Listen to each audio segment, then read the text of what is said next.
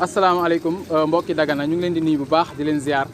di nuyu waa Dagana yëpp vraiment di leen wax ni rek ñun man la Cheikh Tidiane Mbaye di nekk le président de chargé de la communication du mouvement Plaider donc ànd ak vraiment des jeunes de Dagana ak notre tonton ba nga xam ne mooy Amadou Sarr donc ñu ñëw tey taxaw wax ak waa Dagana wax ak aussi monde bi yëpp ak internet da nga xam ñooy seetaan Waalo info que Dagana actuellement y a problème parce que problème bi ñu am mooy ñàkkum ndox donc actuellement am na ña nga xam ne ñu ngi naan ndoxu teen te vraiment loolu ñuy ñaawlu la maintenant lan mooy problème bi que ni Dagana actuellement dafa am la nga xam moo fi disponible si wàllum ndox muy 2600 mètres cubes actuellement Dagana aussi dafa yaatu maanaam dafa yokku wàllum dëkkuwaay boobu nag moo waral ni kat actuellement lu ñuy laaj si ndox actuellement amuñu ko waxoon nañ ni kat am na benn société ba nga xam ne gagné na marché bi société marocaine ba ñu wax gagné na marché bi ñu waxoon ne ni kat daan ñu commencer les travaux le plus rapidement possible mais jusqu'à présent gisaguñ travaux yooyu noonu te fii ak amuñ travaux yooyu noonu du ñu am suffisance de l'eau ici à Dagana donc loolu lu ñuy ñaawlu la maintenant lu ñuy wax ñun la moo waral suñu teewaay tey mooy que ñu indi ndox mi le plus rapidement possible nañu tegal benn mesure d'accompagnement ba nga xam ni chaque jour que jëfee Dagana dina am ndox parce que du yoon les ménages ña nga xam ni ñoo fi nekk di ñàkk ndox mais aussi chaque mois ñu am facture loolu ñu teg ko fan donc suñu xaalis sànniwuñ ko suñu yaay yi ñu ngi sonn ñoom ñooy liggéey ci kër yi ñun ñu ngi Dakar par exemple ñu ngi am ndox ñu ngi sangu ñu ngi def lépp mais actuellement suñu yaay yi ñu ngi subir les conséquences suñu waajur ñu ngi subir les conséquences te bu ñu demee ba ni Dagana marul naan ndox maa ngi wala ngaan actuellement ngay naan toog di xaar wala dem di jënd ndox di naan loolu teguñu ko fenn donc lu ñu bëgg lu ñuy exiger ñu koy wax le président Macky Sall ba ka nga xam ne tey moo nekk jiite dëkk muy le maire que ñu jóg si lii taxaw nekk intermédiaire dimbali ñu que ñu am ndox parce que sonn nañ trop mënuñu fi nekk jege dex gi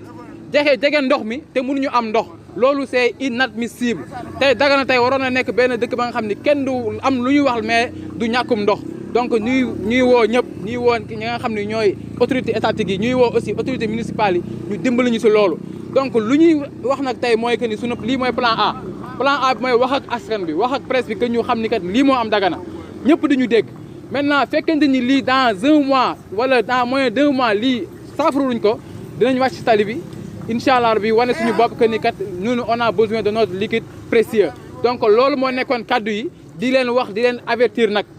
wax nañ suñu premier plan dootuñu si delluwaat lii mooy énième avertissement ba nga xam ni moom la ñuy def. Nous sommes venus nous alarmer parce que nous devons nous alarmer. Dagana manque d'eau, Dagana manque de tout. Dagana crie, Dagana, on a demandé aux autorités de venir en aide à Dagana. Le quartier Magadan, par exemple, qui n'a pas d'eau depuis 3 ans, aujourd'hui, c'est toute une léthargie. Et toute la population de Dagana en souffre et de manière atroce. Donc nous lançons un appel solennel aux autorités de la place et aux autorités étatiques afin qu'ils agissent au moment de manière prompte. S'ils n'agissent pas, dans les jours à venir, nous allons faire des actions qui vont ternir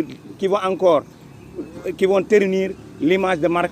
extérieure de Dagana. Alors que Dagana fut la première capitale du Waalo. Dagana est la première capitale du Waalo. Dagana fut l'un des premiers cercles départements à l'époque coloniale. Aujourd'hui, Dagana est la dernière commune du Sénégal. Dagana manque de tout. Les infrastructures se sont effritées. Dagana a soif. Aider Dagana. Sinon, c'est soi-disant Daganois qui n'aiment pas Dagana du cœur, non qu'à démissionner et parti. Maintenant, pour ña nga xam ne ñoo fi nekkoon di xeex ndox mi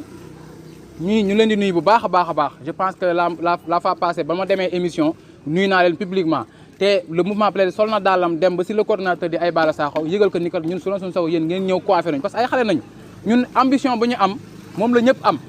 on n'est pas là pour vraiment di def la nga xam ni c'est quelque chose de particulier dañuy ñëw pour def la nga xam ne c'est ensemble parce que Dagana ndox mi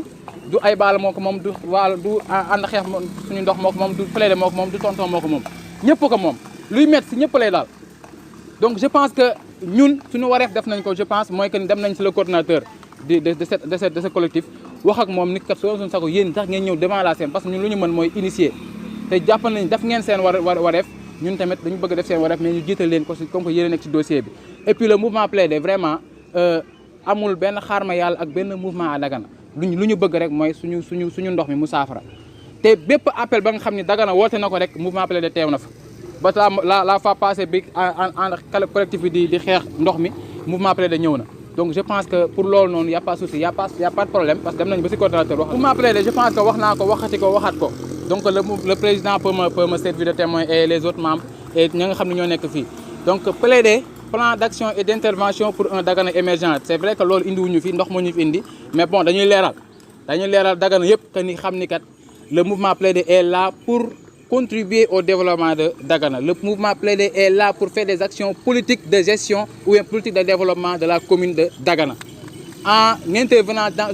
tous les domaines de compétences transférés à la commune. Parce qu'on ne peut pas dire que la mairie peut tout faire. C'est impossible. Les Daganois, les jeunes sont là, sont ambitieux, ils ont des initiatives. Nous pouvons intervenir. Mais ce qu'on demande, nous, c'est à chaque fois que nous accompagnons les jeunes, que nous entreprendre des choses, vraiment, ça va vers le développement, ça va vraiment vers l'émergence. C'est une situation qui doit continuer. Nous allons sur terrain. Même avec 3 personnes, nous allons sur terrain. Pacifique, bien sûr. Nous sommes là pour faire. Parce que nous sommes là pour entreprendre des activités. Donc, sur l'île d'Ohul, nous allons sur terrain. La meilleure manière, nous devons faire pour nous avoir un peu. Parce qu'il faut que nous ne sommes pas là pour dénigrer quiconque. Nous sommes là pour plaire ou bien déplaire quiconque. Nous sommes là, mais nous sommes là. Yow seen kër am na si nga xam amuñu ndox ñun ñooy subir les conséquences. Il y a des travaux ménagers, il y a des travaux quotidiens qu'on n'arrive plus à faire mais lan la ñu bëgg suñ demee bay doomaan Dagana di naan ndoxu teen après nga jëm ëllëg nga nekk si période pandémie nekk si période chaleur mais léegi lan lañu bëgg ñu wax kenn du wax mais on va en parler même suñu doon nekk benn daañu ko wax. Il faut qu'on soit sérieux, il faut qu'on soit solidaire entre Daganois. Si nous disons que nous aimons la commune, il faut qu'on entreprenne des choses. Il faut qu'on soit intermédiaire entre nous et l'État pour que Dagana mène dem ci kanam. On ne peut pas se considérer à chaque fois qu'il y a activité politique, il y a un marais d'humains. Alors que si nous voulons carrément xeex ku nekk toog sa kër pour lan il faut qu'on soit sérieux. Si nous voulons Dagana dañ ko bëgg te Yàlla tax suñu ko bëgg ñu ne bëgguñu ko. C'est ça le problème. Nous on est en train vraiment de ñu ngi bëgg a dee mais mënoon da ngay protéger coronavirus wala virus kii variant delta nga pare ngeen naan ay ndoxu teen nga xam ne et puis yow di kiiwuloo ko segguloo ko defloo ci dara amuloo benn la nga xam ne dina protéger nañ sérieux tuuti tax gaa ngi nii y a actuellement 2600 mètres cubes ba nga xam moo nekk en disponibilité mais le besoin bi moo ëpp la nga xam moo nekk fii on a besoin de 3600 mètres cubes boobu ba léegi mënuñu satisfait parce que Dagana dafay yokk HLM yaa ngi fi am na kër yi nga xam ne billahi wallahi amuñu ndox te chaque mois ñu ngi am facture ñu teg ko fan. On va, je vous invite à faire un micro-trottoir. Ngeen laaj borom kër yi borom maa lu ñuy dund seen kër li ma wax ni lu gën a métti ni ñuy dund donc il faut que Daganois may woo indexé wax la le maire Oumar Sarr il faut qu'on soit sérieux en tant que ministre de la République na wax le président Macky Sall mu ñëw Dagana di jënd ñu suñu ndox les travaux mu commencer le plus rapidement possible avant les travaux que ñu am des mesures d'accompagnement ya nga xam ni dina mën tax Dagana kër gu nekk am ndox parce que mënu suñu xaalis du Oumar Sarr koy fay suñu facture Oumar Sarr fay ko keneen fay ko benn autorité fay ko ñun ñoo koy fay suñu bopp suñu poste lay jógee donc nañu suñu xaalis sànni wuñ ko il faut qu'on soit sérieux avec nous et que les Daganois ñu bëgg suñu bopp suñu nee bëgg nañ Dagana nañ ko jëfee suñu wootee combat na ñëpp a ñëw mais bu ñu toog parce que suñu ma demee sama leader dafay bañ non loolu nekk parti politique su Dagana wootee bàyyil parti politique ba nga ñëw parce que la patrie avant tout voilà actuellement ce qui est plus déplorable am na si ka nga xam ni tey au niveau des autorités politiques il est au niveau de la SONES loolu dama koy wax ba pare directeur SEN'EAU tamit lu ñu constaté man ñoom ñëpp laay indexé parce que ñoom ñëpp ils sont responsables état président de la république ba fu mun a yem ñoom ñëpp ils sont responsables parce que un maire doit avoir un plan d'action un ministre doit avoir un plan d'action un directeur doit avoir un plan d'action benn chaîne de valeur la ku si nekk da ngay jouer ce rôle il faut qu'on soit sérieux c'est-à-dire le directeur de SEN'EAU il faut que mu ñëw les directeurs de SEN'EAU il faut que mu ñëw à Dagana def les constats pour ñu mën a xam actuellement am na ko fi nekk am na benn démembrement SEN'EAU bu fi nekk na ñëw wàcc sur le terrain xool je suis sûr et certain xamuñu ça exactement les réalités du terrain mais après ñoom ñu toog seen kër di jënd ndoxu Evian di naan di def lu leen neex mais ñun ñu nekk suñu kër suñu yaay di sonn suñu papa di sonn suñu maam di sonn da nga toog ba 2 jours doo sangu di naan ay ndoxu teen nañu sérieux tuuti. sama kàddu mooy di remercier ñëpp ña nga xam ne ñoo fi teew et puis période de pandémie peut-être moo tax on n'a pas voulu vraiment massifier le mouvement d'humeur mais sur loolu on aurait vraiment en présence de toute la jeunesse et pour dire encore une fois c'est pas le mouvement Plaider qui organise ça c'est toute la jeunesse Dagana en collaboration avec tous les jeunes de la commune. On est allé voir comme ni mu ko waxee léegi le collectif avec son coordonnateur ñoom tamit wax nañ leen ko ñoom ils sont derrière nous ils devaient même venir mais xaw ma lu tax peut-être ils ne sont pas disponibles. Maintenant nag nit ku disponible nag doo ko forcer mu disponible par force donc di gërëm ñëpp di gërëm le président ak sunu frère As il est venu en tant que citoyen en tant que jeune de Dagana que nit ñi bañ a xam ni kat il n'est pas là comme un mandataire wala ka nga xam dañ ko yónni il est là en tant que jeune et ña nga xam ne actuellement ñoo nekk suñu gannaaw ils sont là en tant que jeune les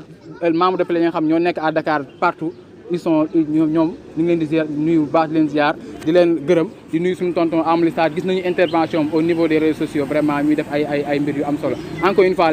rek le mouvement Plaider su ngeen si bëggee ñu xam dara organiser une émission on va en parler organiser une émission avec moi je vais vous parler mon engagement personnel et l'engagement du mouvement Plaider et je vous remercie.